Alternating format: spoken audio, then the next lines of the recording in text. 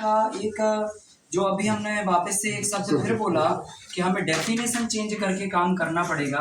मतलब हम सब लोग ये सोच रहे हैं कि खेती में कुछ करें, पर कैसे करें, उसका प्लान क्या है, रोड मैप क्या है, ढांचा क्या है ना। मतलब एक होता है ना कि हाँ मॉडल तो बताओ पहले कि किस मॉडल पे हमें आगे बढ़ना है। तो वो मैंने 15 साल पूरा एकदम खपा के एग्रीकल्चर में अलग अलग चीज को लेकर जो अध्ययन किया है वो मैक्सिमम चीजें मैंने आपको बता दी। लेकिन अब मैं आपसे जो प्लान डिस्कस करने जा रहा हूँ ये इस पूरे सेशन का और पूरी एग्रीकल्चर व्यवस्था को एक नई दिशा और दशा बदलने वाला है। अगर इसको आपने ध्यान से समझ लिया और जहन में अगर उतार लिया तो मेरा दावा है आप अगले 5 साल में एक आइडल फार्मर के रूप में उभर के तो सामने आएंगे ही आएंगे। आप लोगों को रोजगार भी देंगे और एक अच्छी एंटरप्रेन्योरशिप और सुख शांति और समृद्धि, सुख शांति और समृद्धि इन तीनों का आधार भी बनेगी। क्योंकि आज हमें दुनिया में कोई भी हम काम की प्लानिंग करते हैं हमारा उद्देश्य होता है जी धन आए, और धन आ गया ना तो उसके बाद हमारा सेकंड सोच होता है कि उसमें हमें शांति मिल जाए। तो एक तो धन नहीं आता और आ जाता है तो फिर शांति नहीं मिलती। तो मतलब जीवन के अंतिम क्षण तक हम कोई ना कोई चीज से जूझ के ही मरते हैं। या तो हमें शांति नहीं मिलती है और हम मर जाते हैं, या तो हमें उतना धन नहीं मिलता जितना हमारी चाहत होती है और हम मर जाते हैं। तो हमारी जो बेसिक चाहत है ना वो पूरी नहीं होती है। तो मैंने आपको कहा सुख शांति और समृद्धि। समृद्धि का मतलब यह है कि पर्याप्त मात्रा में धन जितनी आपको आवश्यकता है, क्योंकि धन की देखो कोई लिमिट नहीं होती है ना। अंबानी जी को भी अभी और चाहिए है कि नहीं है, और ठेले पे काम करने वाले को भी अभी और चाहिए। ठीक है, हर एक को और चाहिए, और शब्द जुड़ा है। तो कुल मिला के इसकी कोई लिमिट नहीं है। लेकिन जब हम समृद्धि नाम का वर्ड यूज करते हैं ना, तो समृद्धि का मतलब ये होता है ना कि आपको जितना चाहिए वो ओके हो गया, दिस इज ओके। आप खुद से अपने से बोल रहे हैं अब नहीं चाहिए हमको, उसको बोलते हैं हम समृद्धि। लेकिन ये नहीं चाहिए ये तो कभी आता ही नहीं है ना जबान पे कि नहीं चाहिए। तो ये जो सुख शांति और समृद्धि है ये आपको एग्रीकल्चर से ही मिलेगी, दुनिया के और कोई भी व्यवसाय से नहीं मिलने वाली। इसके लिए मैंने पूरा वर्कआउट किया है। देखो एक होता है ना ऊपर ऊपर से जी काम करना, मेरे पास कोई आइडिया था, ठीक है आइडिया पे लगे हम अपने पैसे बनाने में, लेकिन हमारा ध्येय वो नहीं है। हम हर चीज को बहुत गहराई से जाके उसमें क्या छुपा है रहस्य, उस रहस्य को क्या फार्मूले में और कैसे दुनिया को फायदा पहुंचाया जाए उसको सरल तरीके से ये सब करने में लगे हुए हैं। तो पिछले 15 सालों का जो भी हमारा स्टडी है वो मैं आपको एक प्लान के थ्रू शो करता हूँ। अब हमारा ये जो स्टडी है या जो प्लान है उस प्लान में 2 चीजें मेन इंपॉर्टेंट है। एक तो है प्रोफेशनलिज्म, कि एग्रीकल्चर को प्रोफेशनलिज्म में कैसे लाया जाए। समझना बात को, अभी तक जितनी बातें भी हमने समझी ना उनको साइड में रख दीजिए। अब हम एक जनरल बात करते हैं। अगर खेती में प्रोफेशनलिज्म नहीं होगा तो क्या किसी बच्चे को आप बोल सकते हैं कि एग्रीकल्चर करूं? नहीं, क्योंकि आज हर व्यक्ति को प्रोफेशनल होना चाहिए या प्रोफेशन चाहिए। जैसे मान के चलो किसी को जी डॉक्टर बनना है, किसी को जी इंजीनियर बनना है, किसी को पायलट कर, तो ये क्या है ना प्रोफेशंस हैं। अब एग्रीकल्चर कोई प्रोफेशन नहीं है, हाँ वो है लेकिन लोग उसको मानते नहीं। इसलिए नहीं मानते कारण क्योंकि उसमें पहला पॉइंट धन नहीं है, दूसरा पॉइंट उसमें मान सम्मान नहीं है, तीसरा उसमें कुछ ऐसा नहीं है जो बाकी के प्रोफेशंस में है।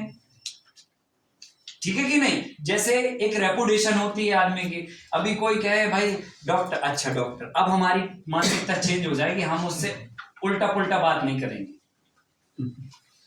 हमारी मानसिकता चेंज हो गई, उस हमारे मन में उसके प्रति क्रेडिट बढ़ गई। सही है कि नहीं? तो ये होता है प्रोफेशनलिज्म। ये एग्रीकल्चर में नहीं है। कोई 500 एकड़ के किसान को भी देख के ये नहीं कहता अच्छा किसान हो तो बैठ जाए ऐसा। ऐसे होता है क्या? किसान है तो भाई, ये मानसिकता है हमारी। और ये मैंने प्रैक्टिकली खुद से महसूस किया है। देखो 15 साल इस इंडस्ट्री में हमने गुजारे हैं ना, और 15 सालों में आपने जितना नहीं झेला होगा ना उससे 100 गुना हमने झेला है। क्योंकि आप अभी शुरू करने का सोच रहे हैं और आपकी चलो मान के चलो खेती है, उम्र है, सब कुछ है, आप एक ट्रैक में सेटल है। अभी हम तो जो है ना कहां से निकल के आए आपको नहीं पता। हम तो एमबीबीएस करने जा रहे थे, उधर से इधर आए, तो सोचो कितना विरोधाभास झेलना पड़ा होगा बहुत। और एक वो पूरी एज सफर की है, क्या क्या मतलब हुआ है वो मुझे पता है। तो कुल मिला के खेती को कभी भी सम्मान के दृष्टिकोण से नहीं देखा गया और खेती करने वाले को भी नहीं देखा गया। दोनों ही बात है। अभी एक दिन का किस्सा मैं बता रहा हूँ। एक डीएम से मिलने गए हम सागर में, ठीक है, बहुत पुरानी बात है, अभी तो ठीक है, अब ऐसे नहीं जाते मिलने, फोन पे बात हो तय हो तभी जाते हैं। अभी इतना वक्त नहीं है कि जाके वेट करें किसी का, ठीक है, नहीं मिलना कोई बात नहीं, मिलना तो मिलना, ऐसे है अभी, ठीक है, हमें कोई से गरज नहीं है मिलने की, हम अपने काम में मस्त रहते हैं। किसी को मिलना तो अपने से आ जाता निकलने का कि मिलना है तो हम फिर सेट करते हैं प्रोग्राम, बाकी ऐसे नहीं। पर हमारा 2014 का एक किस्सा, मैं गया कलेक्टर को मिलने, और इसलिए गया था क्योंकि हमारे पास जमीन नहीं थी। तो मैंने, किसी ने हमको सलाह दी कि डीएम जो है ना जमीन देते हैं, ठीक है, अब हमें नहीं नॉलेज भाई, किसी अब जिज्ञासा तो जिज्ञासा, उनसे कहते हैं 100 एकड़ दे दो हमें तो हम ये काम करेंगे। अब भाई एज कम थी ना तो थोड़ा जुनून ज्यादा था, पहुंच गए। तो अब वहां पे क्या है ना, कार्ड देना पड़ता है, हमें नहीं था पता, तो हमने क्या किया, पर्ची में बड़े बड़े अक्षरों में नाम लिख दी दे दिया उसको। अगला एक आदमी आया, उसने अपना कार्ड दिया, ठीक है, फिर एक अगला आया टाई लगा के, उसने अपना कार्ड दिया। मैंने देखा सब लोग आ रहे हैं क्योंकि अब वहां कोई काम तो है नहीं, तो बैठे देख रहे हैं। तो जो कार्ड वाले थे और जो टाई वाले थे वो अंदर गए और वापस आ गए, और इधर हम वेट ही कर रहे हैं। और बाजू में एक हमारे किसान बैठा, वो 800 एकड़ का किसान था, उसकी फैमिली में 800 एकड़ जमीन थी, वो भी कोई सरपंच का कोई काम लेके आया था, पानी यानी नहर वहर के संबंध में, वो भी बैठा था बाजू से, तो ऐसी चर्चा होने लगी। तो मैंने देखा अच्छा चलो एक तो कोई मिल गया साथी, ठीक है, तो वो भी साथ में बैठा, तो हिम्मत थोड़ी बढ़ गई कि अभी जब इसको जाने मिलेगा तो हमें भी मिलेगा। ऐसे वेट करते रहे, बाद में देखा 2 बज गए आसपास, और ऐसे हलचल जो हुई, तो वो हलचल ऐसे होती है ना, जब ऑफिसर नहीं होता है तो नॉर्मल सा हो जाता सब, और जब ऑफिसर होता है कोई बड़ा तो एक्टिविटी प्रॉपर रहती है, तो वो दिखना बंद हुई। तो मुझे थोड़ा ऐसा लगा कि पूछ रहे हैं कि कब तक मिलने वाले हैं, तो मैंने वो पूछा जो गेट पर रहता, संतरी उसको बोलते हैं, मैंने कहा भाई साहब हमारा नंबर कब लगा रहा है? बोले साहब तो है ही नहीं। मैंने कहा हमने तो पर्ची दी, तो बोले आपको मिल लेना था, तो मैंने कहा हम तो वेट ही कर रहे हैं, बोले वो तो निकल गए पीछे के दरवाजे से। तो मुझे जो उस समय जो फील आई मतलब जो उस समय हमें फीलिंग आई, वो फीलिंग ने मुझे मतलब अंदर से हिला दिया कि ठीक है मैं भी इंसान हूं, मैं भी जो है ना कुछ कर रहा हूं, ठीक है उसके बराबर नहीं, उसके जैसा नहीं, लेकिन मैं कुछ तो कर रहा हूं। तो उसमें और हम में असमानता क्यों? एक 800 एकड़, चलो हमारा छोड़ दो, हम तो जमीन मांगने आए, भुखमंगे हैं पहले से, वो तो 800 एकड़ का किसान, उसकी तो इज्जत कर लो। जो कम से कम 10,000 लोगों को खाना पैदा कर रहा है, उसकी तो कर लो, उसकी भी नहीं की। तो भाई हमारा दिमाग थोड़ा अजीब टाइप का है, तो हमें फिर वो बात लग गई। मैंने कहा जो है ना अभी ऐसा अब इसको करेंगे ना कि इनको हमारे पास आना पड़ा, और वही हुआ। स्वामी रामदेव जी से लेकर अभी शहर में जितने डीएम आते, हम किसी को मिलने नहीं जाते, सारे डीएम हमारे पास आते फार्म पे। पहले बात लग जाए तो आप कुछ भी कर सकते हो, तो वही जो लगी हुई बात है ना, अभी भी लगी है। और अभी ये लगी है कि जब तक एग्रीकल्चर को एक प्रोफेशनलिज्म ना मिल जाए, तब तक इसमें इतना काम करना कि इसमें एक ऐसा टैग लग जाए कि लोगों का दिमाग का मानसिकता खराब हो जाए पूरी तरह से। कोई भी आए कि ये फार्मर है तो खड़ा हो जाए आदमी बिल्कुल, भाई इसको नाराज मत करना ये हमारा रुतबा होना चाहिए, मतलब ये होना चाहिए, मेरा ऐसा मानना है। तो और इसमें कोई बुराई नहीं है, हम किसी के ना तो धंधे पे हाथ डालना है और ना ही हम किसी के धंधे को बिगाड़ने की बात कर रहे हैं। सब कोई बेहतर कर रहा है, लेकिन हम भी अपनी फील्ड में बेहतर करने का प्रयास कर रहे हैं, ठीक है कि नहीं? तो हमें क्या करना है, एग्रीकल्चर को प्रोफेशनलिज्म लेके आना है, एग्रीकल्चर को प्रोफेशनलिज्म लेके आना। दूसरा हमारा मकसद है कि एग्रीकल्चर में प्रॉफिट आना चाहिए। ये दोनों प्रो से चालू होता है, प्रोफेशनलिज्म और प्रॉफिटेबिलिटी। अगर ये दोनों बातें खेती में हो गया तो आप गारंटी मानिए कि एग्रीकल्चर में लोग आने लग जाएंगे, खेती में लोग आने लग जाएंगे। अभी बहुत सारे हमने स्कूल कॉलेजेस में भी जाके बच्चों से बात करते हैं ना, एक वेलेना एजुकेशन सोसाइटी हैदराबाद में है, मैंने वहां पे 5 दिन का शिविर किया। वहां पे करीब 250 बच्चों ने इनिशिएटिव लिया। वो सब हम फैमिली बैकग्राउंड से थे और वो एग्रीकल्चर का ही कोर्स कर रहे थे, डिप्लोमा कोर्स कर रहे थे, लेकिन एक का भी मन नहीं था कि मैं वापस डिप्लोमा लेके खेती में जाऊं, एक का भी मन नहीं था। वहां के जो डीन थे, जो हेड थे, उन्होंने हमको ऐसे पहले बताया कि साहब मन इनका किसी का नहीं है, आप मतलब हम बिठाएंगे, हमारी इच्छा है करना है प्रोग्राम। मैंने कहा ठीक है शुरू करो आप। आखिरी दिन 5वें दिन मैंने सब बच्चों का ओपिनियन लिया कि आप बताओ, आप लोगों में से कितने ऐसे लोग हैं जो खेती में अपना भविष्य बनाना चाहते हैं। 70% लोगों ने हाँ बोला कि मैं खेती में ही भविष्य बनाऊंगा, अभी इसके अलावा वो मूवमेंट खड़ा होना चाहिए हमारी कंट्री में। और उसके लिए ऐसा नहीं कि वहीं जाके छोड़ दिया। अभी देखिए वहां पर बहुत बड़ा हम लोग एक रिसर्च सेंटर बना चुके हैं, वहां के लोग अभी यही महीने में मतलब लगातार आना जाना और ये सब चला हुआ है। वो वहां के डायरेक्टर हमको 2 बार इंटरव्यू में बोल चुके कि अभी तक हम पिछले 20 सालों से ये इंस्टीट्यूट चला रहे हैं, अभी तक हम एक बच्चे को खेती में डाइवर्ट नहीं कर पाए, और आपके आने के बाद अब ये 60% बच्चे कह रहे हैं कि हमें खेती में काम करना, हमें रास्ता बताइए। तो कुल मिला के आपको दिमाग में बीज बोना है और फिर उसको सपोर्ट और सींचना है, ठीक है। तो फिर जो है ना हमारा, और ये जो बच्चे निकलेंगे ना, ये कुछ ना कुछ नया करके निकलेंगे, और ये डेफिनेशन यही लोग बदलेंगे, और हम सब लोग उनको सपोर्ट करेंगे, और हमें भी करना है। लेकिन कुल मिला के हमें वो माहौल खड़ा करना है जिसमें बच्चा स्कूल से निकलने के बाद वो कहे कि मुझे डॉक्टर इंजीनियर नहीं बनना, मुझे खेती के प्रोफेशन में जाना है, फार्मिंग प्रोफेशन में जाना है। लेकिन फार्मिंग प्रोफेशन की डेफिनेशन हमें पहले से बदल के रखना पड़ेगी। हमें 1000 5000 ऐसे एग्जाम्पल देश में खड़ा करना पड़ेंगे जो किसी के सामने मतलब बोने पड़ जाए, मतलब हर एक के सामने, हर एक का काम उनके सामने बोना पड़ जाए, ऐसा खड़ा करना पड़ेगा। उसके लिए मैं प्रयासरत हूं, और आप सभी से भी उम्मीद है कि आप भी ऐसा सोचें और ऐसा करें भी। तो खेती में हमें प्रोफेशनलिज्म और प्रॉफिटेबिलिटी लानी है, तो हमें करना क्या पड़ेगा, इसके लिए क्या आइडियाज है। तो आइडियाज ही मेन चीज है, बातों में कुछ नहीं होने वाला। आइडियाज क्या है, तो इसके लिए मैंने पूरा जो वर्कआउट किया, जो अध्ययन किया, वो मैं आपको शेयर करता हूं। इसमें हम लोग क्या करते हैं, सबसे पहले नंबर तो हम अपने फार्म को एक प्लानिंग में लेके आते हैं। शुरू बात होगी प्लानिंग से। हमें पता ही नहीं है कि घर कहाँ और कैसे बनाना है, तो कैसे हम महल खड़ा कर देंगे, आप बताओ। अगर हमें ताजमहल बनाना है तो ऐसे ही थोड़ी खड़ा कर देंगे, किधर पे भी कुछ भी लगा देंगे ताजमहल बन जाएगा। प्लानिंग करना पड़ेगी, दिमाग लगाना पड़ेगा, स्ट्रेटेजी बिठाना पड़ेगी, ये सब करना पड़ेगा। तो आपको क्या करना, पहले नंबर तो अपने खेत का प्लान करना है। और प्लान करने के लिए आप क्या करिए, मैं बोर्ड छोटा है तो छोटे से समझा रहा हूँ, फिर आपको अच्छा नया लेटेस्ट डायग्राम दे दूंगा तो उसमें आपको सारी इंफॉर्मेशन मिल जाएगी, ठीक है ना। ये तो इसमें हमें क्या करना है, पहले तो पूरे खेत के चारों तरफ अपने प्लांटेशन को करना है, पेड़ लगाने हैं खेत के चारों तरफ, ठीक है। और पेड़ लगाने हैं तो कौन से पेड़ लगाओगे आप, सबसे बड़े साइज के पेड़ लगाओगे, ऐसे 10-10 फीट के अंतर से आप पेड़ लगा दीजिए।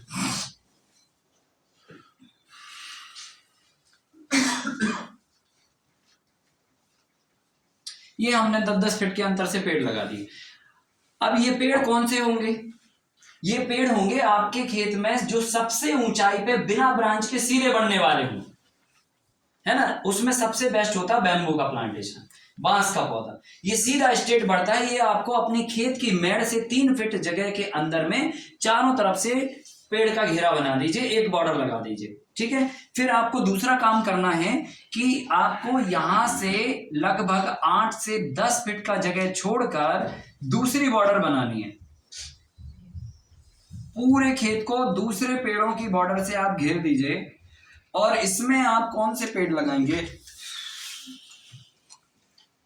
10-10 फीट पे ही पेड़ लगाएंगे, और ये जिगजैग तरीके से लगेंगे, ठीक है। अब इन पेड़ से इन पेड़ की दूरी 10 फीट होगी, और इस लाइन से इस लाइन की दूरी 8 से 10 फीट होगी। यहां से यहां भी पौधों की दूरी 10 फीट होगी, ठीक है ना। दोनों की दूरी 10 फीट होगी। अब इस डिस्टेंस पे हमने क्या किया, दूसरा घेरा तैयार किया, मतलब पूरे फार्म को पहले बांस से घेर दिया, फिर 8 से 10 फीट के अंदर हमने दूसरा घेरा बनाया, तो हमने दूसरे प्लांट से घेर दिया। अब इसमें मिडिल साइज के प्लांट्स होंगे। मिडिल साइज का मतलब हो गया जो बड़े से छोटे, एकदम छोटे नहीं, बड़े से छोटे। जैसे एग्जांपल लें तो आंवला हो गया जी, फिर आपका लीची हो गया, संतरा हो गया, मौसम्बी हो गया, है ना, किन्नू हो गया, तुम्हारा चीकू हो गया, नहीं नींबू नहीं, मैंगो हो गया। इस तरह के सारे पौधे आएंगे। इसकी लिस्ट है कंप्लीट, वो मिलेगी आपको। जिगजैग का क्या था, जिगजैग में ज्यादा एरिया मिलेगा प्लांट को ग्रो करने के लिए।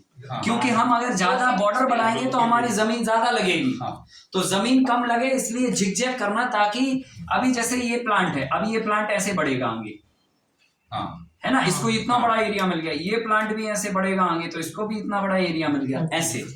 तो जिगजैग। अब हम क्या करेंगे, तीसरी रो भी बनाएंगे हम, एक लास्ट और तीसरी रो बनानी है। इससे और इसकी दूरी भी हम 8 से 10 फीट रखेंगे और इसको भी हम पूरे खेत के चारों तरफ ऐसा घेरा बना देंगे, ये है ना। और इसमें भी हमें क्या करना है, 10-10 फीट पे इस पे भी हमें प्लांटेशन मारना है।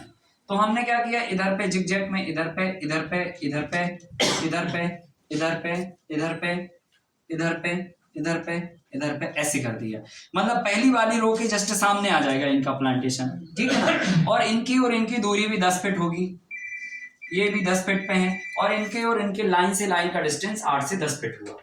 तो ये हमें तीसरी रो में पूरे खेत को चारों तरफ घेरना है। अब ये पौधा, ये खेत आपका भले मतलब जो है ना स्क्वायर में हो, रेक्टेंगल में हो, गोला हो, चट्टा हो, टेढ़ा हो, तिकोना हो, कैसे भी शेप का हो, वो सारे शेप के आधार पर ही ये घूमेगी बॉर्डर, समझ गया ना। तो ये 3 लाइनों में हमने पेड़ की बॉर्डर डाल दी। अब हम क्या करेंगे, दूसरे लाइन में कौन से पेड़ डालना, इसमें उससे छोटे डलेंगे, मतलब जैसे नींबू हो गया, संतरा हो गया, केला हो गया, अरहर हो गया, सहजना हो गया, है ना, इस तरह के पौधे, अनार हो गया, ये सब डलेंगे।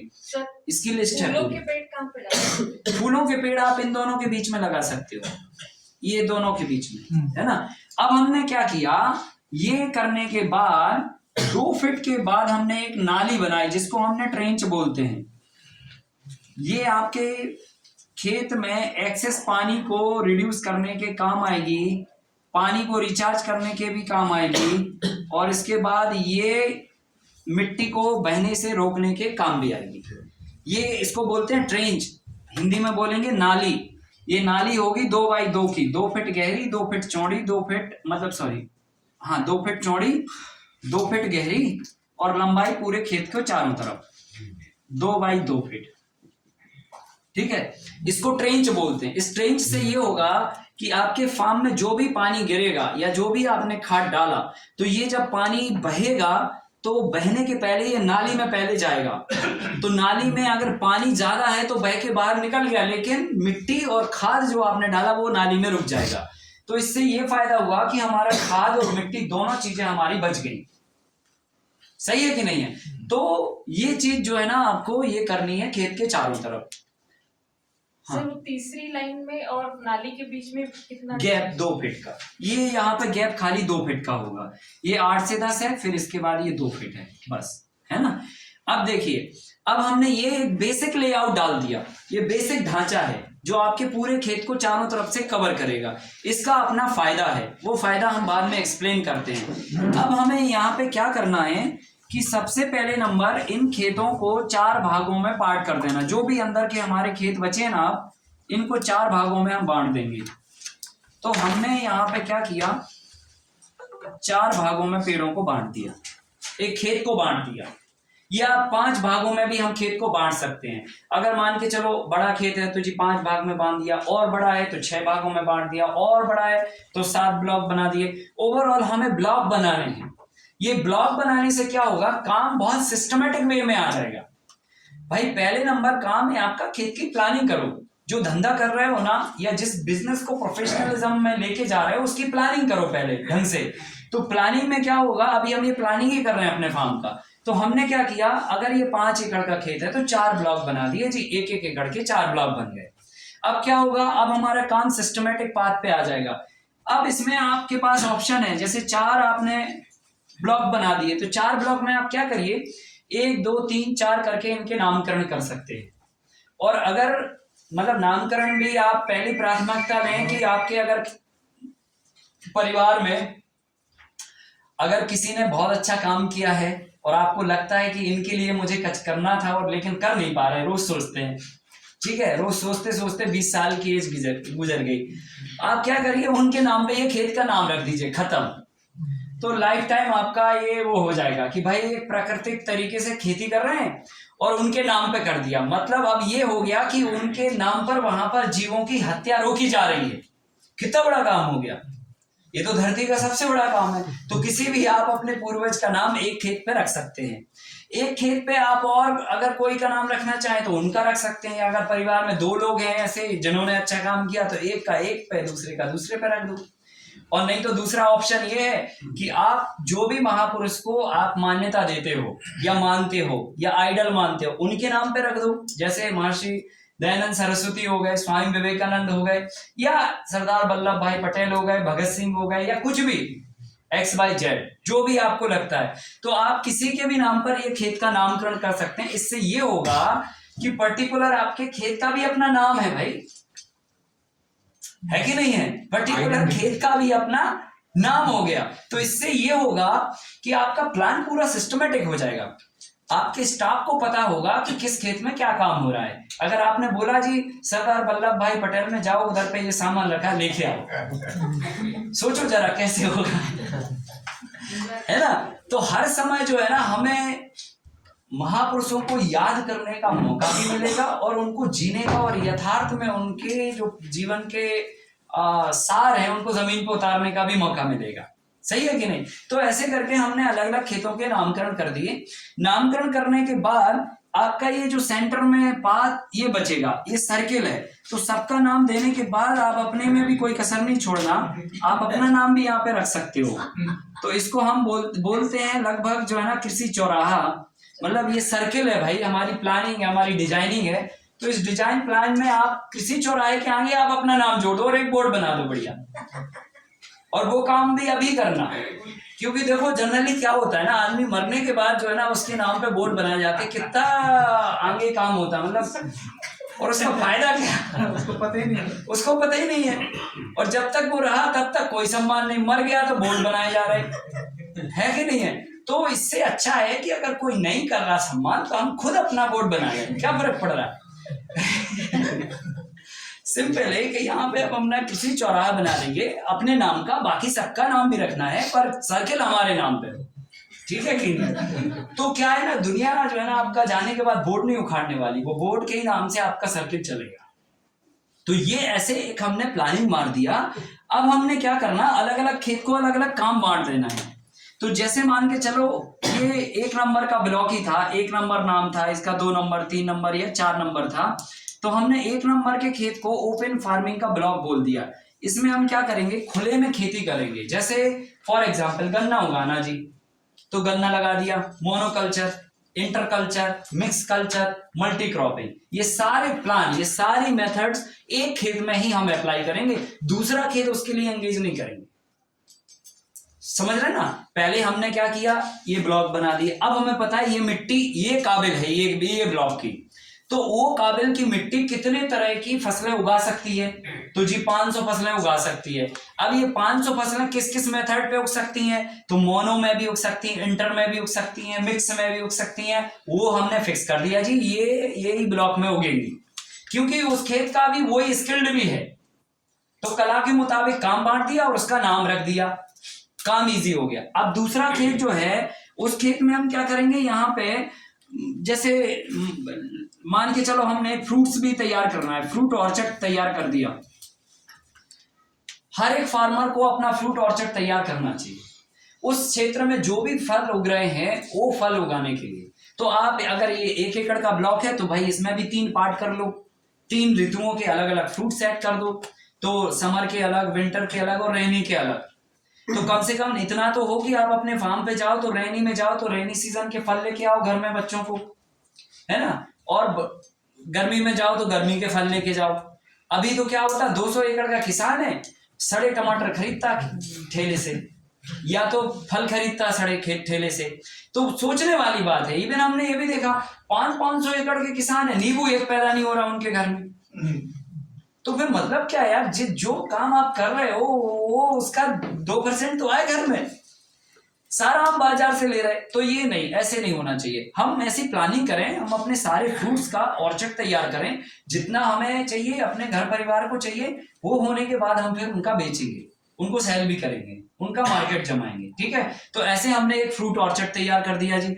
अब हमारे पास तीसरा एक ब्लॉक बना है, इसको हम मल्टी लेयर के लिए फिक्स कर देंगे, क्योंकि ये मल्टी लेयर भी आज नहीं तो कल आपको करना ही करना है। तो स्ट्रक्चर आज ही बना के जाओ लेआउट करके, ठीक है कि नहीं? फिर फसलें बच्चे अच्छे से उगाते रहेंगे। अब हम लोग भी उगाएंगे, ऐसा नहीं है, इतना चिंता नहीं करना। ठीक है, तो कुल मिला के ये एक हमने लेयर फार्मिंग के लिए फिक्स कर दिया। इसमें क्या है ना, हर तरह की हम फसलें बदल बदल के 2 लेयर 3 लेयर 4 लेयर, ढांचा एक बार बन गया, फसलें बस बदलनी है। तो एक बार लेआउट हो गया, प्लानिंग हो गया, फिक्स हो गया, वायर गड़ गया, पोल गड़ गया, फिक्स हो गया जी। अब बस फसलें बदलते जाओ। तो इससे क्या है, आपको बहुत सहूलियत होगी। लास्ट वाला जो ब्लॉक बचेगा ना, इसमें भी हम सब ब्लॉक बना देंगे और सब ब्लॉक में एक पाथ बना देंगे और ऐसे हम पार्ट बना देंगे। और इसमें जो है ना क्या करेंगे, 1 number 2 number 3 number 4 number 5 number 6 number 7 number 8 number 9 number 10, जितने भी ब्लॉक बने, एक मोटा मोटी 5-5 हजार स्क्वायर फीट के ऐसे हम एक ब्लॉक बना देंगे। और इन ब्लॉकों में हम वो सारे काम करेंगे जो हम अभी इधर उधर करते हैं। जैसे कि कहीं पे भी हम घर बना लेते हैं, कहीं पे भी हम गायों को रख देते हैं, कहीं पे भी हम मशीन रख देते हैं, कहीं पे जी कुछ पड़ा है, कहीं पे कुछ पड़ा है, ए टाइप का। तो क्या करना है, एक ब्लॉक में सबसे पहले गौशाला बनाइए, दूसरे बैग में नर्सरी करिए, तीसरे ब्लॉक में आप सीड का स्टोर रखिए, चौथे ब्लॉक में आप अपना फार्म इक्विपमेंट करिए, पांचवें ब्लॉक में पता चला आप कंपोस्टिंग और मैन्योरिंग बना रहे हैं, छठवें में आप डिहाइड्रेशन प्रोसेसिंग कर रहे हैं, सातवें में आपका स्टॉक रखा हुआ है। ये सिस्टमेटिक हो जाएगा काम, है ना। तो इससे क्या होगा ना, आपको पूरी चेन चलाने में बहुत मजा आएगा फिर, क्योंकि स्टाफ भी एजुकेट हो जाएंगे। अभी कुछ चीज ढूंढनी है तो मिल ही नहीं रही साहब, ठीक है, एक तो रखी नहीं है और रखी है तो मिल नहीं रही। तो ये क्या है ना, इसमें फार्म किचन भी, हाँ वो सब एक ब्लॉक आप दे सकते हैं और उसके हिसाब से उसमें सारे काम बांट सकते हैं। और इसी में आप अपने लेबर क्वार्टर बना लीजिए और 1-2 ब्लॉक आप खाली छोड़ दीजिए, वो भविष्य के लिए बताएंगे बाद में क्या करना। जब ये पूरा प्लान आपका तैयार हो जाएगा, लगभग इसको ढांचा को डालने में लगेगा 5 महीने, लेकिन इसको उभर के आने में लगेंगे 3 साल। 3 साल के बाद जब ये इम्प्रूव होके आएगा तो इसके अंदर आपको शांति भी मिलेगी, पैसा भी मिलेगा, सुरक्षा भी मिलेगी और समृद्धि भी मिलेगी। अब मैं आपको पहले नंबर बताता हूँ सुरक्षा कैसे मिलेगी। आपको खेत को मिलेगी, आपको भी मिलेगी। पहले नंबर तो ये हुआ कि आपने जब जो 3 प्लांटेशन किया 3 लाइनों में, ठीक है, 3 लाइनों में जब हमने प्लांटेशन किया तो सुरक्षा का एक बड़ा घेरा तैयार हो गया जी। बांस जब 3-4 साल में बड़े हो जाएंगे तो वो पूरी बॉर्डर को आपको कॉम्पैक्ट कर देंगे और एक नेचुरल तरीके से बॉर्डर आपकी चारों तरफ फेंसिंग टाइप का तैयार हो जाएगा, और वो भी 20 से 25 फीट ऊंचा। तो ये विंड के प्रेशर को रोकेगा, गर्म हवाओं को रोकेगा, ठंडी हवाओं को रोकेगा, और बाहर से हाथी से लेकर हिरन, नीलगाय से लेकर सुअर से लेकर सब जानवरों को रोकेगा। तो नेचुरल तरीके से भारतीय कृषि में एक अलग परिवर्तन आ जाएगा। हमने स्टडी किया 1970 से लेकर अभी तक लोग एक ही बात से परेशान है, सब जानवर घुस जाते हैं, रोज कहते हैं वही बात, समाधान पे कोई काम नहीं कर रहा। ठीक है, कंपनियों ने काम किया, मैं मानता हूं, लेकिन वही है, उन्होंने कहा जाली लगा लो, तार लगा लो। पहले तार वाला सिस्टम चला तो तार में से वो अंदर से खुलक के आ गए, अच्छा वो बेकार हो गया, पैसे बना लिए, अब चलो जाली पे आ जाओ। तो अब जाली लगाई तो उन्होंने कहा जाली से हिरन उचक के आ जाती है, नीलगाय उचक के आ जाती है, नीलगाय तोड़ भी देती, और फिर कई लोग कहते हैं साहब चोरी भी हो जाती है। तो बहुत सारे तामझाम और पैसा का पैसा लगता है। हम कहते हैं आप बांस की बैम्बू की बॉर्डर लगाओ, 3 साल में बांस खड़े होंगे, कांटे एक बार आदमी में चुभेगा, कोई नहीं आएगा, ना इंसान आएगा ना जानवर आएगा। और ये प्रैक्टिकली हमारे यहाँ है। हमने 16 एकड़ को पूरा बैम्बू से घेर रखा है। 4 से 5 लाख रुपए के हर साल हम बैम्बू बेचते हैं, और एक तो भी सुअर हमारे खेत के अंदर प्रवेश नहीं करता, ना एक गाय करती है, ना इंसान करता है, और ना पड़ोसी कभी चोरी करने की हिम्मत कर पाता है। विचारों ही में हिम्मत नहीं आती, क्योंकि बांस का जो कांटे चुभने का जो डर है ना, वो होने ही नहीं देता कभी भी। कटांग लगाया आपने वहां? नहीं, कटांग लगाओ चाहे कोई भी वैरायटी लगाओ, कांटे तो थोड़े बहुत आते ही हैं बैम्बू में, लेकिन बैम्बू इतना कम। और फिर चोरी करेगा कौन भाई, बांस को काटना ही कठिन है कि नहीं। 12-1 बजे के बाद आप काटना चालू करोगे, सुबह 4 बजे तक काट पाओगे, तब तक सामने वाला उठ जाएगा। तो इससे अच्छा है कि काटो ही मत, क्यों झमेले में पड़ना। तो इस तरह से जो है ना, सेफ्टी पॉइंट ऑफ व्यू से ये बॉर्डर आपको बहुत हेल्प करती है। नंबर 2 ये कि ये इनकम का आधार भी है। 3 साल बाद बैम्बू बेचो, जिस साल फसल नहीं हुई उन्होंने कहा बांस कटवा दो। अब बांस का ऐसा है, चाहे बाढ़ आ जाए, चाहे आंधी आ जाए, चाहे तूफान आ जाए, कुछ भी नहीं उसको फर्क पड़ रहा, खड़े हैं वो तो। है कि नहीं है? तो मेरा कहने का मतलब ये है कि बांस जो है ना, आपकी सुरक्षा से लेकर, आपकी इनकम से लेकर और बाकी चीजों से लेकर एक बहुत सॉलिड प्लान है। और बैम्बू मिशन देखो सरकार कितना प्रयास करे, आपको 50 रुपए एक बांस पे लगाने पे ज्यादा पैसे मिल जाएंगे, जितना खर्चा किया वो तो मिलेगा ही मिलेगा। 120 रुपए दे रहे हैं वो एक पेड़ को लगाने के लिए, 40-50 रुपए का पौधा होता है, 100-25-50 का मेंटेनेंस खाद होता है। लो साहब, आपका 100 रुपए के अंदर सब काम हो जाता है, 20 रुपए फायदा और मिल जाएगा अलग से। और 3 साल बाद जब बांस तैयार हो जाएगा तो आपको वो अलग फायदा देगा। तो ऐसे करके हमने 3 बॉर्डर पे ये लगाने से 3 साल के बाद में एक इनकम का एक साधन भी हमने तैयार कर लिया, सुरक्षा भी और इनकम भी। अब इसके बाद देखो, ये बायोडायवर्सिटी क्रिएट हो गई, आप जैव विविधता आपके फार्म पे मेंटेन हो गई। कैसे?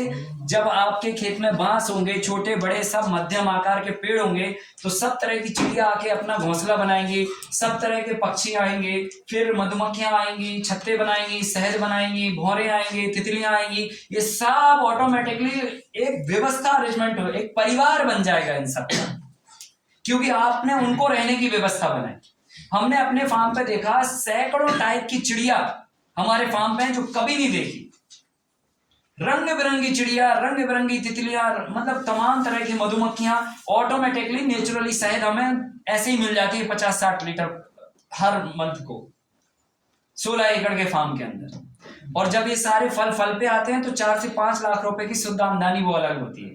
तो एक बार ढांचा आप बिठाइए, फिर देखिए आप इसके अंदर कैसे आपका इनकम का प्रॉपर सिस्टम सेट होता है।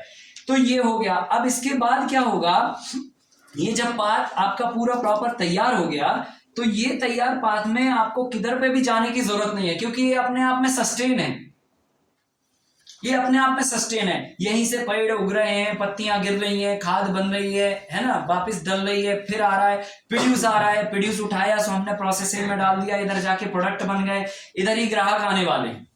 क्योंकि जब आपका ये सब तैयार हो जाएगा 3 साल के बाद में, तो यहीं पर आपको शांति मिलेगी अपने चौराहे पर कुर्सी डाल के बैठने पे, और कहीं नहीं मिलने वाली दुनिया में। सच बता रहा हूं मैं, यहीं पे शांति मिलने वाली है। और एक बात बता दूं, जिस दिन ये सब तैयार होगा ना, अभी दुनिया पहले विरोधाभास करेगी, घर के ही लोग लड़ेंगे, कहेंगे जमीन खराब कर रहे हो, माथा खराब हो गया तुम्हारा। और जब तैयार हो जाएगा तो सब लोग इधर ही चौराहे पर बैठेंगे और मजा लेंगे, फिर शुद्ध हवा मिलेगी, वातावरण मिलेगा, आने वाली जनरेशन को एजुकेशन मिलेगी, अच्छा अनाज मिलेगा। और मैं कहता हूं देखो, बड़े बड़े शहरों में हम जाते हैं ना, बसते हैं हम घरों में रहने से, क्योंकि वहां घुटन होती है, ऐसे लगता है कि यार जो है कहाँ लेके आ गए कंक्रीट जंगल में। तो बहुत सारी जगह हमने देखा है कि लोग जो है ना सुबह से सड़कों पर दौड़ते हैं, और दौड़ते दौड़ते पीछे से पता चला होंडा सिटी गाड़ी निकलती, गाड़ी 1-2 करोड़ की है, लेकिन वो धुआं फेफड़ों में देके चली जाती। तो हम कहते हैं उधर दौड़ क्यों रहे यार, ये उधर ऑक्सीजन लेने जा रहे हैं या कार्बन डाइऑक्साइड लेने जा रहे हैं, है ना। फिर मोटरसाइकिल निकली, फिर कोई और कार निकली, तो ऐसे अलग अलग वेराइटी की कारों का धुआं मिलता है, और जबरदस्ती हम घूमते सड़क पे। तो हम क्या करें, ये जो हमने पाथ बनाया ना, हम काय को सड़क पे घूमने जाएंगे, हम इधर ही 3 राउंड लगाएंगे ना। पहले राउंड में लगाएंगे तो बैम्बू का फ्लेवर मिलेगा ऑक्सीजन का, दूसरे राउंड में आएंगे तो मैंगो का मिलेगा, तीसरे में जाएंगे तो आंवले का मिलेगा। तो ऐसे 3-4 फ्लेवर का ऑक्सीजन मिलेगा। फिर घूम घाम के आएंगे, चौराहे पे बैठ के नाश्ता करेंगे। सोचिए, अमेजिंग कीजिए भाई, लाइफ को आप वैसे एंजॉय कीजिए ना भाई, क्यों माथा फोड़ी कर रहे हैं शहर में। लेकिन मेरा कहना है, देखो आपको ये तो सब मिलेगा। अब हम पहले इस पे ये बात कर लेते हैं कि इनकम साहब कैसे बढ़ेगी, कैसे हम प्रोफेशनल और प्रॉफिट पे लेके आएंगे मॉडल को। हमने जब खेत में ये ढांचा बनाया तो 3 साल में ये पौधे इनकम देंगे, ये पहला बेस है इनकम का, ये पहला बेस है इनकम का। अभी किसान का इनकम हो रहा है साल में 2 बार। अब हमारा ये बोनस इनकम है, बोनस इनकम है, ये हर साल होना ही है, बैकअप है इनकम का। पहला इससे हमारी इनकम होनी है, जो अभी हो रही है साल में 2 बार। जब हम ये करेंगे तो साल में 3 बार इससे इनकम होगी, 5 बार हो गई। जब हम लेयर फार्मिंग करेंगे तो रोज होगी। और ये मॉडल में भी कोई एक्टिविटीज में खाद बन रही जी, कुछ हो रहा है, उससे भी इनकम होगी। तो अभी यहाँ पे थे और अब जाके इतने सारे पॉइंट जुड़ गए, ये इनकम का बेस एक, ये इनकम का बेस, ये इनकम का बेस, ये इनकम का बेस। तो ये सारे इनकम के बेस आपकी किराने की दुकान बन गई। कभी कुछ आ रहा, कभी कुछ आ रहा, कभी कुछ आ रहा, ऐसे चलता रहेगा। तो इनकम के मामले में आप सॉलिड हो जाएंगे। मतलब पूरा कंप्लीट ढांचा बिठा दिया इनकम का, कोई चिंता करने की जरूरत नहीं है, आपका प्रोजेक्ट अपने आप रन कर जाएगा और कई लोगों को आप रोजगार दे जाओ। तो इनकम का बेस बन गया। और दूसरा जो है ना आपका प्रोफेशनलिज्म, जब आप इस ढंग से काम को करोगे तो आपका देखो जहां धन होता है वहीं प्रोफेशन होता है, सही है कि नहीं है? इनकम होगी तो आप मैनेजर भी रख लोगे, सेल्समैन भी रख लोगे, है ना, मार्केटिंग हेड भी रख लोगे, पूरा प्रोफेशनलिज्म उतार दोगे एग्रीकल्चर के अंदर। लेकिन धन ही नहीं होगा तो 400 रुपए का लेबर भी नहीं रख पाएंगे हम, सही है कि नहीं है? तो पहले हमें बेस तैयार करना एग्रीकल्चर में, ये पॉसिबल है। और मेरा इस प्लान को लेकर ये इतना तक विजन है कि देखो क्या हो रहा ना, जैसे हमने अभी खेत में ये बना दिया, खुदा ना खास्ता है कितनी सारी फैमिलियां हैं जिनके घरों में झगड़ा होता है, अक्सर मैक्सिमम में घर झगड़ा होता है। बच्चे जब बड़े हो जाते हैं अलग अलग मानसिकता के हो जाते हैं, हमारी एजुकेशन सिस्टम ऐसा है कि सबको पैसा केंद्र में दिखता है, तो जब बड़े हो जाते तो लगता है कि यार जो है ना अब बंटवारा हो जाए, और बंटवारे के चक्कर में जो है ना उस माँ बाप के दिल से पूछिए जिन्होंने ये सब सजो के किया है, इतना पूरा उम्र जमाया है, वो केवल फीलिंग वही उस समय पे समझ पाते और कोई संसार का आदमी नहीं समझ सकता। और वो जब घटना किसी के साथ में होती है तभी उसको समझ आती है बात। तो मैं जो है ना इस बात को समझ सकता हूँ, और समझते हुए हमने ये जो प्लान बनाया, मैंने कहा जो है ना इसमें तो बहुत बढ़िया है, अगर हम ये डिजाइन डाल दें और हमारे 4 बच्चे हुए तो एक को एक प्लॉट, दूसरे को दूसरा प्लॉट, तीसरे को तीसरा, चौथे को चौथा, बॉर्डर हमारी है कि नहीं है? तो हमने खेत के खेत बांट दिए, अपने नाम का बोर्ड और चौराहा पहले से लगा है, तो सुरक्षा की कोई चिंता की बात ही नहीं है, और हमारी पेंशन ऑलरेडी डन है, ठीक है? इधर से कोई खाने दे ना दे कोई फर्क नहीं पड़ रहा, हम अपने बांस काट काट के बेचे सही है कि नहीं है? और ऐसा है नहीं कि उसमें इन्वेस्टमेंट करना और किसी कुछ करना है, ना पानी डालनी ना खाद डालने, वो तो फल जब आएंगे सीजन आएगा तो देना ही देना है। तो हमारा पेंशन प्लान भी रेडी है। तो कुल मिला के पूरी कंप्लीट व्यवस्था है, और जब ये ढांचा तैयार होगा बच्चों को एजुकेशन मिलेगी, उनको समझ आएगा कि एग्रीकल्चर को किस परिभाषा में हमें गढ़ाना है, किस परिभाषा के साथ में इसको काम करना है। अभी केवल हम खेतों में अनाज पैदा किए जा रहे हैं और कुछ कर ही नहीं रहे। जब ये सब हम करेंगे ना, ये एक बड़ा बिजनेस मॉडल है, और यहाँ पे आने के बाद पैसे धन तो सब है ही है, शांति और सुकून भी है। जब आप आएंगे या कोई आएगा आपके खेत पे, आने के बाद सबको ये लगेगा भाई यार क्या बनाया है। पहले विरोध करेंगे लोग, फिर बाद में वही आके कहेंगे यार बहुत बढ़िया बनाया है। और बढ़िया जब बनाया और ऐसे ऐसे जब आने लग जाएंगे लोग आपके पास, तो देखना लास्ट में लोग जो है ना ये कहेंगे कि यार यहाँ से अब हमारा मन जाने का नहीं कर रहा है, क्योंकि यहाँ पे मतलब बढ़िया शांति है, अच्छा खाने मिल रहा है, सब कुछ यहीं पे है, तो दिक्कत क्या है? तो लोगों का ओपिनियन ऑटोमेटिकली आने लगेगा कि अब हमारा इधर से जाने का मन नहीं कर रहा। और जिस दिन आपको ये लगे कि लोग ये कहने लगे, तो आप समझ लेना आपने काम कंप्लीट कर दिया है। उस दिन आपने काम कंप्लीट कर दिया, और उसी दिन एक पंपलेट बनवाना, और पंपलेट में 2 नाइट और 3 डे का पैकेज बना ठीक है?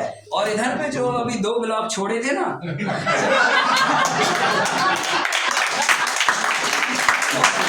वो 2 ब्लॉक में बैम्बू कटवाना इधर ही से, ठीक है? और अच्छा बढ़िया बैम्बू कॉटेज बना के और बढ़िया एग्रो टूरिज्म में चालू साहब। अगर मन नहीं कर रहा जाने का तो हम कह भी नहीं रहे कि जाओ, ये लो पैकेज, हमारे मैनेजर से मिलो और जाके शांति से बैठो और पैसे दो, खाओ पियो और मजा करो, ठीक है?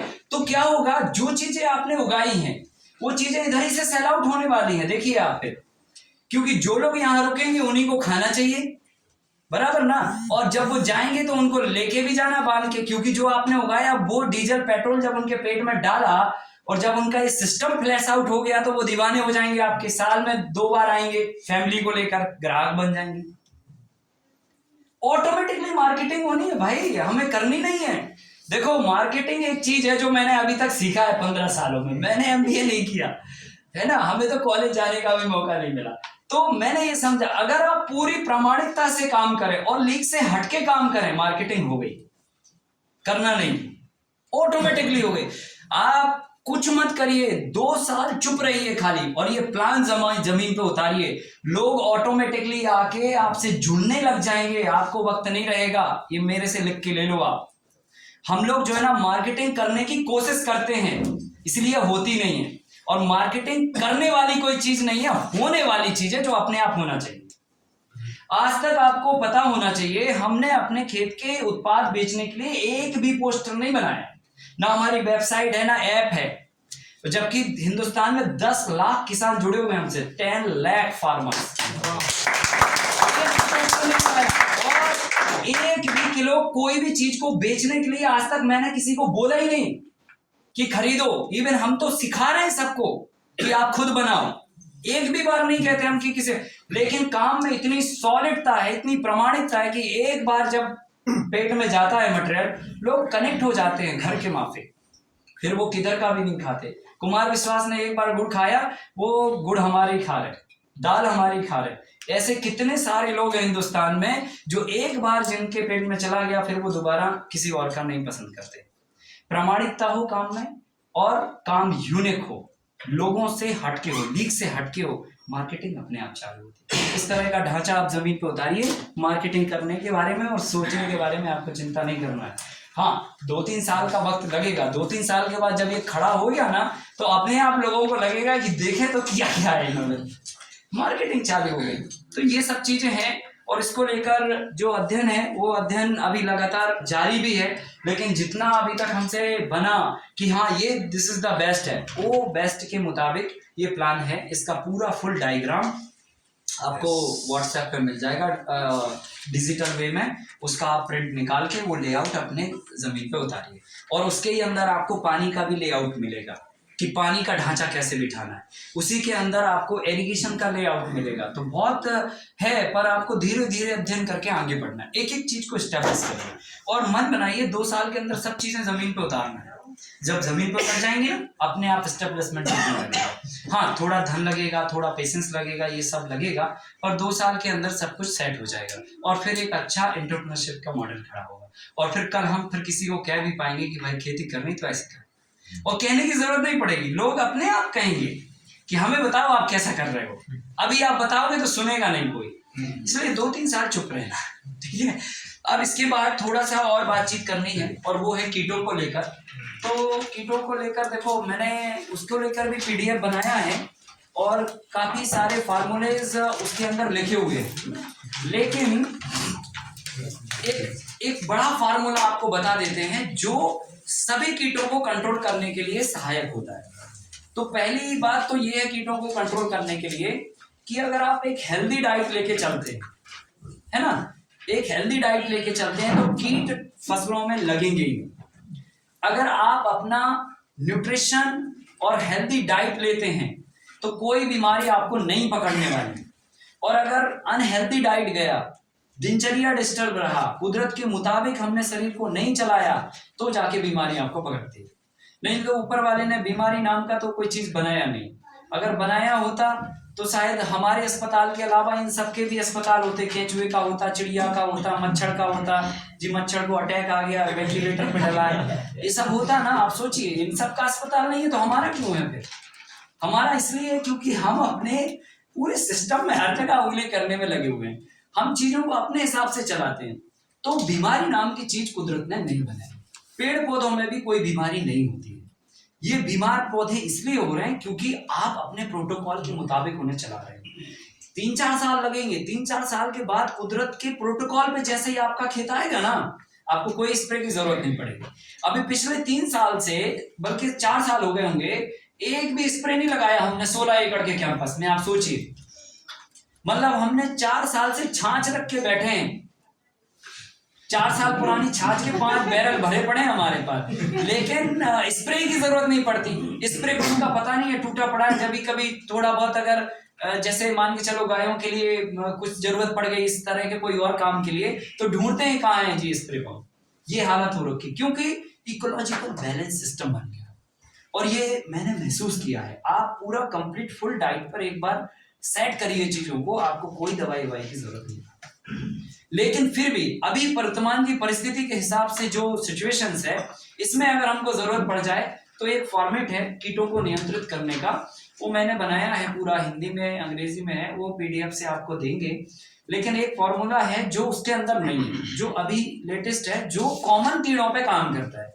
ओवरऑल कोई भी कीड़ा हो आपके खेत में, कुल मिला के वो ब्रह्मास्त्र है, पर ये छोड़ना तभी है जब जरूरत हो। है ना, ऐसे नहीं कि सीधा डायरेक्ट इसी पे आ गए। तो इसमें क्या करना, 60 दिन पुरानी देसी गाय की छाछ 2 लीटर, लिखिए फार्मूला, 60 डेज पुरानी 2 लीटर छाछ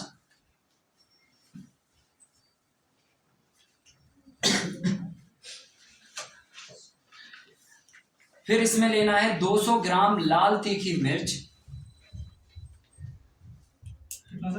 लाल तीखी मिर्च, रेड चिली पाउडर 200 ग्राम। फिर हमको लेना है 100 ml नीम का ऑयल,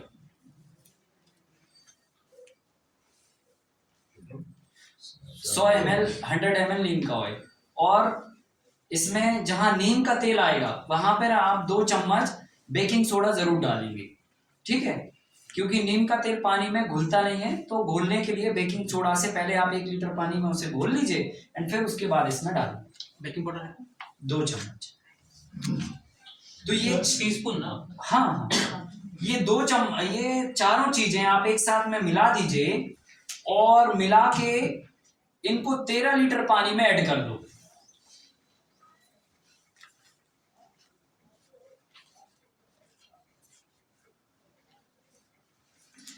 इसमें आप 50 ग्राम फिटकरी भी ऐड कर सकते हैं,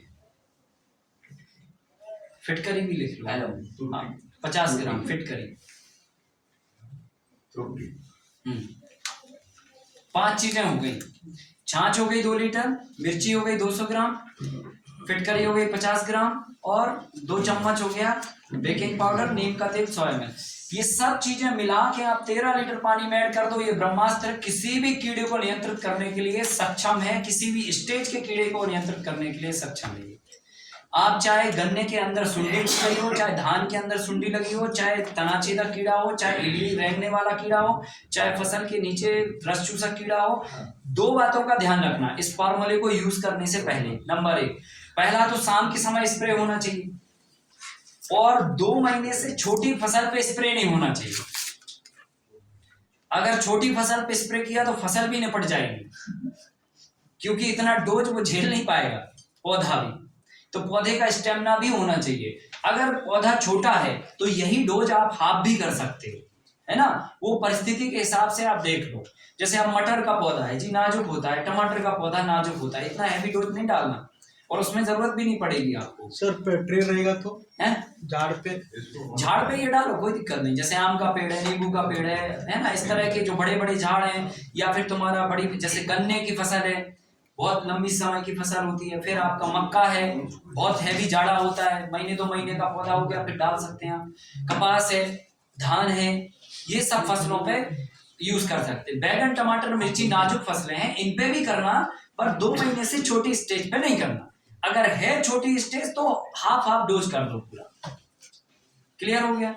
ये मेडिसिन एक कॉमन मेडिसिन है। ये मेडिसिन का प्रयोग, और इसमें जो चीजें लगनी वो आपको आसानी से मिल जाती हैं। इस मेडिसिन के प्रयोग से आपको कंप्लीट समाधान मिलेगा, ठीक है। और जो ट्रैक हम लोगों ने सेट किया है, अगर हम इस ट्रैक पे चलेंगे ना तो आपको जरूरत ही नहीं है किसी और भी मतलब चीजों को फॉलो करने की, या कुछ तो भी फार्मूला लगाने की। पहले छाछ बना के 60 दिन रख देवे, फिर ही ये सब छाछ को तो आप फार्म किचन में अपना ड्रम रख लो, एक उसमें छाछ चिपका लो, यस, और बस उसमें भरते जाओ। वो छाछ का ड्रम एक रखा रहेगा आपका।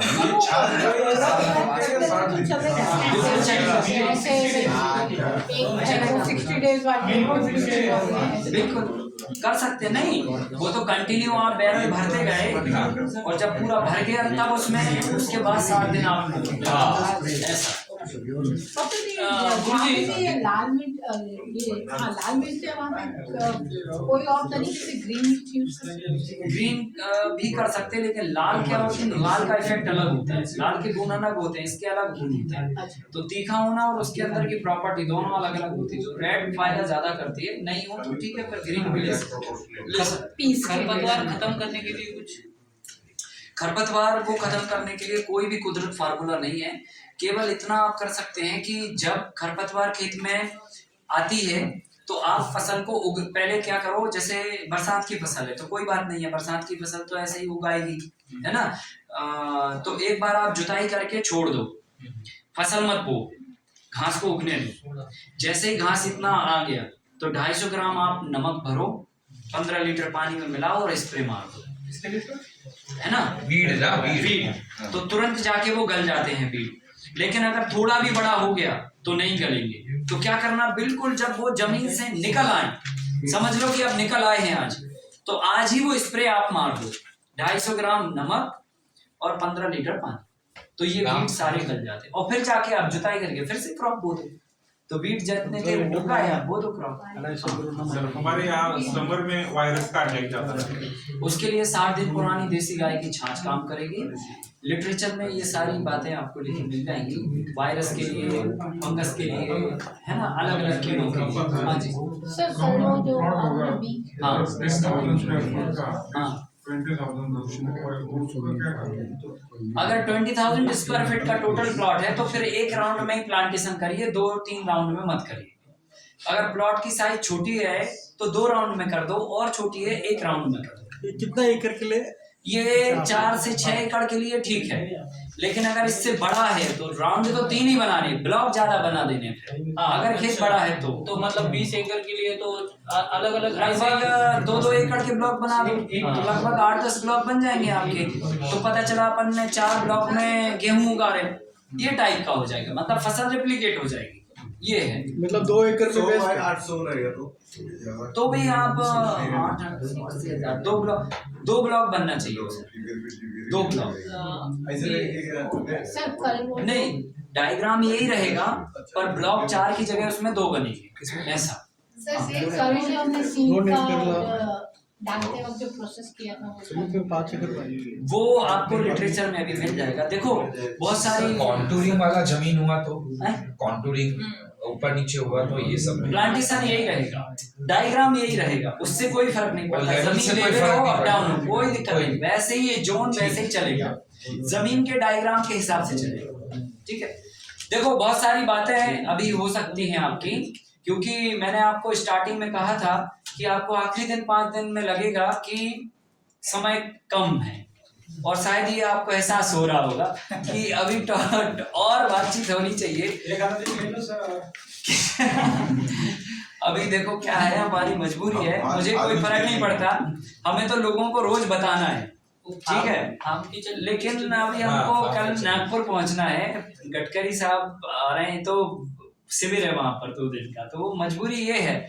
तो अभी हम क्या करें, अब हम है ना, हम तो बंधे हुए हैं ना भाई, है ना, तो अगर नहीं होता तो रुक जाते, हमें क्या फर्क पड़ रहा। सर कुछ अगर ऑर्डर नर्सरी का बताने वाले थे आप, नर्सरी नहीं फार्म किचन नहीं, फार्म किचन का पीडीएफ है, इन सबके पीडीएफ है।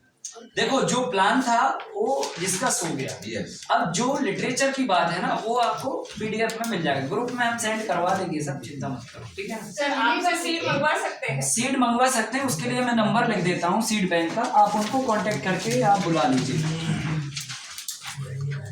9893195994।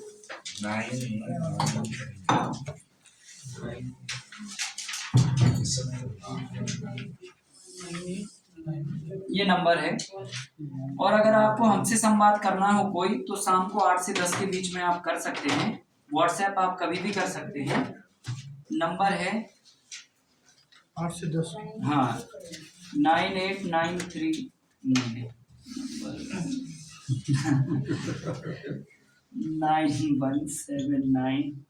9179066275 ये नंबर है भाई, इस पे आप व्हाट्सएप करिए और इस पे बात भी करिए, है ना। ये सीड का नंबर है। टाइमिंग सर 8 से 10 8 से 10 के बीच में फोन करो, व्हाट्सएप कभी भी कर दो। सर और बहुत जरूरी बात हो तो आप मिस कॉल बस कर दो, फिर हम लंच के टाइम में जिधर भी जितना वक्त मिलता है फिर हम रिटर्न कर ले। कॉल भले 3 दिन में आए, रिटर्न जरूर आएगा, आप मिस कॉल कर देना। सर और वो क्या 9893195999 हाँ 994 और इधर 5 है ना लास्ट में। हाँ तो सर कुछ किसी भी चीज के ऑर्डर के लिए इनसे बात कर सकते हैं। इससे इस नंबर पे बात करना। और कोई इनका नाम है हरीश जी, हरीश जी, और ये हमारा संवाद का नंबर है। तो आप डायरेक्ट कोई भी टेक्निकल बात हो ना, कुछ भी आपको पूछना समझना या पूरा एड्रेस उधर का सागर का वो एड्रेस आप इस नंबर पे व्हाट्सएप देंगे ना, सीड वालों के नंबर पे, वो आपको भेज देंगे, है ना। सर मिली बात के लिए क्या कर सकते हैं?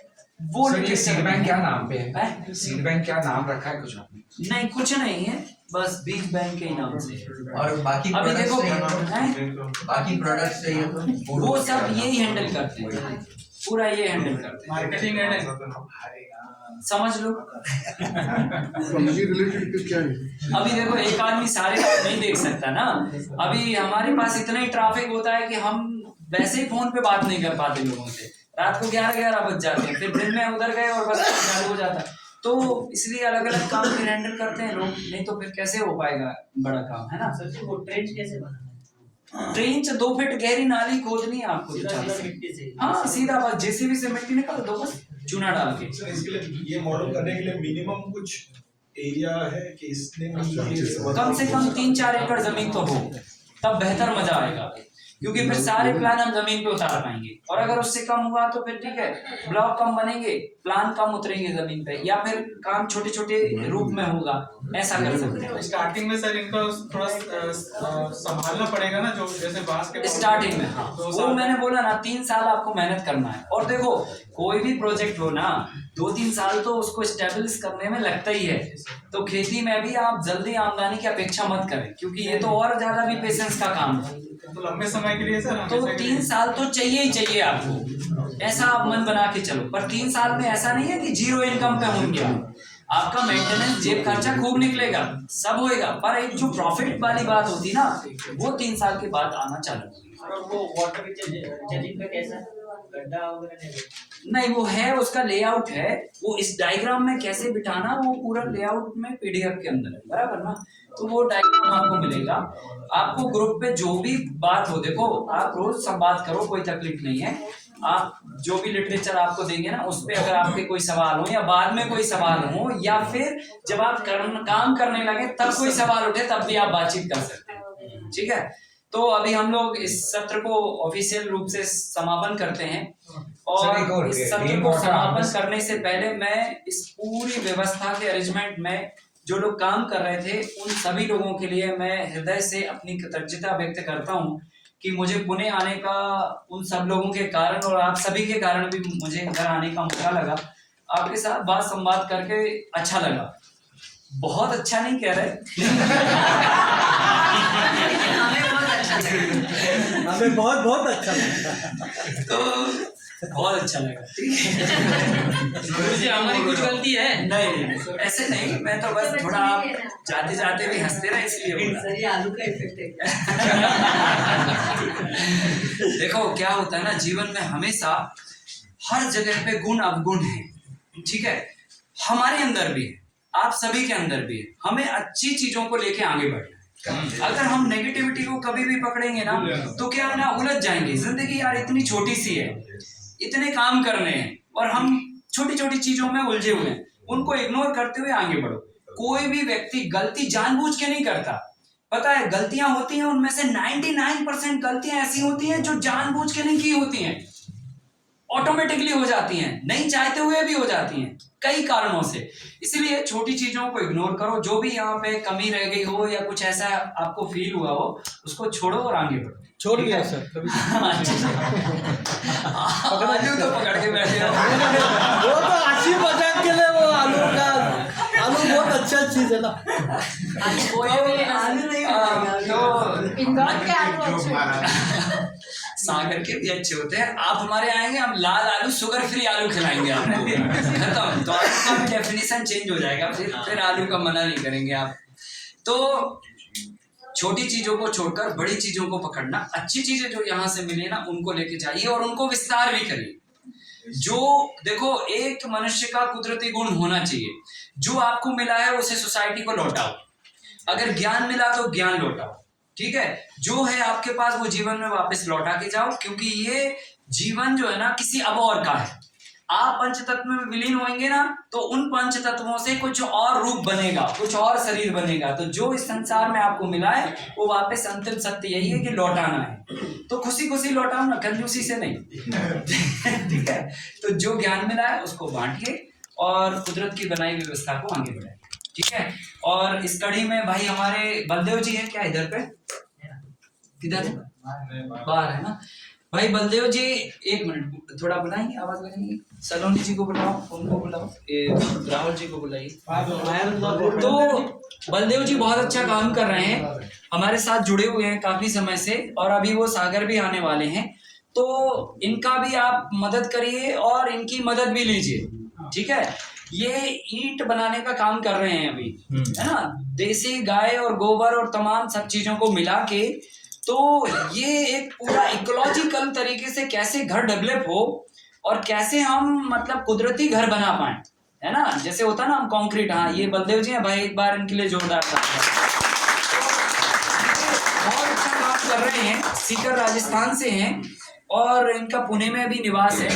तो ये ईंटों को बनाने का बहुत बढ़िया काम कर रहे हैं। तो हमें जो है ना चाहिए कि हम इस तरह की चीजों से जुड़ें और देखें कि लोग किस किस तरीके से इनोवेटिव काम कर रहे हैं, और इन सब इनोवेटिव भी आगे बढ़ना है, इनको भी बढ़ाना है और आपको भी आगे बढ़ना है और आपको अपनी व्यवस्था को भी आगे बढ़ाना है। तो ऐसे हमारे बलदेव जी हैं, इन्होंने आपको देता हूँ, इनका बहुत ये ईंट का काम है और जो है ना ये लोगों को सिखाते भी हैं। तो इनसे आप इस मामले में जुड़ सकते हैं, अगर इकोलॉजिकल आपको घर बनाना हो तो ये आपकी उसमें बहुत अच्छी मदद करेंगे, ठीक है। हाँ, नंबर बोलिए। 94 बलदेव जी। हाँ, 9422 546895 रिपीट 9422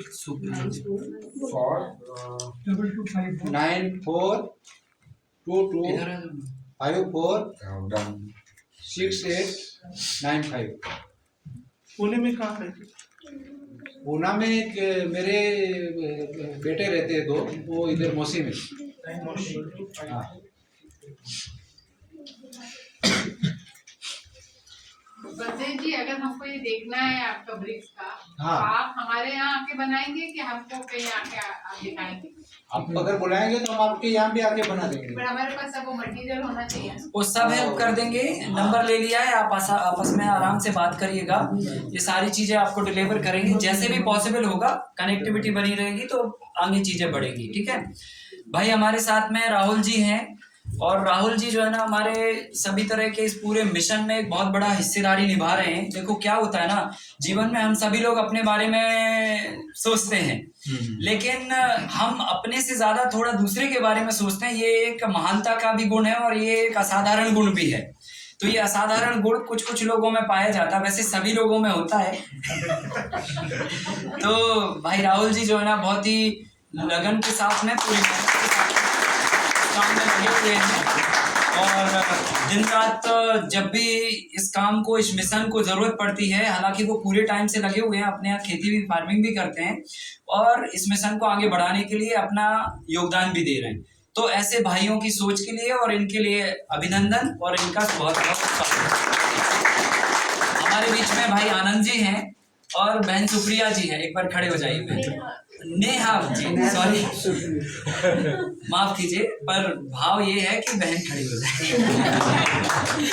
तो ये बहन जो है ना और ये भाई दोनों लोग मिलके जो है ना इस मिशन को आगे बढ़ा रहे। देखो क्या होता है ना, हम सभी लोग जो है ना क्या कर सकते हैं जीवन में हमें नहीं पता, लेकिन हमें जो काम सामने दिख रहा है अगर हम वो कर सकते हैं तो हम कुछ भी कर सकते हैं।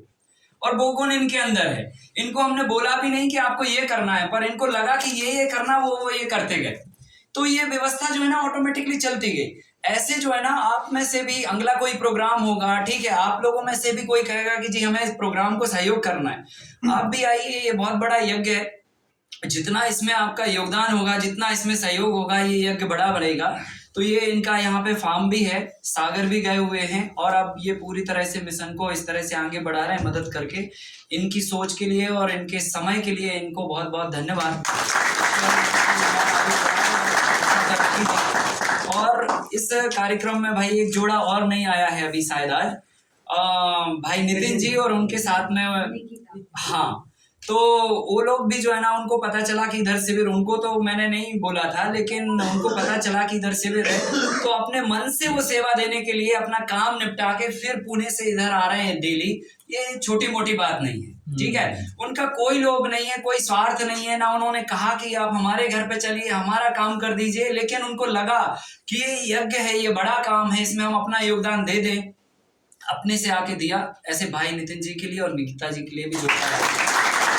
और इस पूरे परिसर का जो जिन्होंने पूरा ये यज्ञ को करने में मूलभूत जो प्रेरणा के स्रोत रहे भाई हमारे मिलन सर जी, जो यहाँ पर नहीं है, जो इस गौशाला की एक बड़ी मुहिम को सेवा के भाव से चला रहे हैं, वो दूध बेचते नहीं है, एक सेवा के भाव से इस मिशन को आगे बढ़ा रहे हैं। तो मैं भाई मिलिंद सर जी का भी बहुत बहुत जोर अभिनंदन करता हूँ। वो यहाँ पर है नहीं है, लेकिन हम सभी का धन्यवाद उन तक पहुँच जाएगा, ऐसी मेरी अपेक्षा है और कामना और भावना भी है।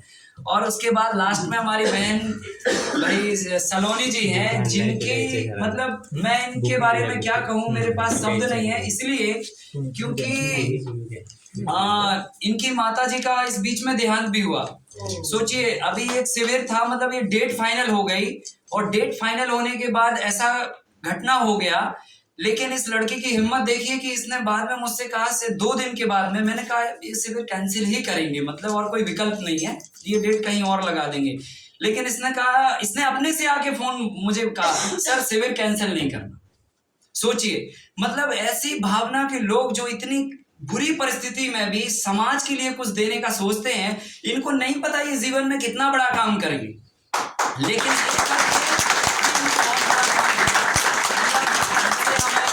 प्रेरणा लेना चाहिए और सीखना चाहिए। देखो, व्यक्ति बड़ा नहीं होता है, सोच और काम बड़ा होता है। ठीक है, अगर सोच बड़ी है और काम बड़ा है तो आप फिर बड़े हैं। ठीक है, तो व्यक्ति की उम्र से उसका बड़प्पन निश्चित नहीं होता है। इन्होंने पूरी लगन से और हमारे साथ बहुत सारे और कामों में भी सहयोग, ऐसा नहीं है शिविर खत्म हुआ अभी हम लोग कोई और काम में लगे हुए थे, रात को 12-12 बजे तक ये कामों में सहयोग करा रहे, सुबह 4 बजे से फिर जग रहे। इतना डेडिकेशन अगर हमारे नौजवानों में आ गया, हिंदुस्तान को चेंज हो नहीं है, इसमें कोई दुविधा नहीं। सभी के लिए मैं धन्यवाद व्यक्त करता हूँ। अंत में आप सभी के लिए भी, क्योंकि आप ऐसे विद्यार्थी बने जिन्होंने पूरे पेशेंस के साथ और पूरे डेडिकेशन के साथ में इस पूरे अध्याय को ग्रहण किया। आप सभी का भी बहुत बहुत धन्यवाद। अब आप सबका एक ग्रुप फोटो होगा और उसके बाद आपका सर्टिफिकेट होगा और उसके बाद फिर गुरुजी आपका धन्यवाद देना है। हमारा तो धन्यवाद आपके आने के बाद ही हो गया। बरं, आपल्या सगळ्यांकडून गुरुजींचा आपण धन्यवाद करतोय, त्यांना थँक्यू। बहुत बहुत धन्यवाद आप सभी का। आप सभी लोग इसी तरह से मन बना के इस प्रकृति की व्यवस्था को आगे बढ़ाएं, ऐसी मेरी आशा है और आप सभी से प्रार्थना। बहुत बहुत धन्यवाद। चलिए, बहुत अच्छा। चलिए, आप ग्रुप फोटो। एक रिक्वेस्ट है सभी से, प्लीज, जिसको मैं बोलूंगा ना एल्डर एज हैं वो चेयर पे बैठेंगे। बता दिया इनको। अच्छा, ठीक है।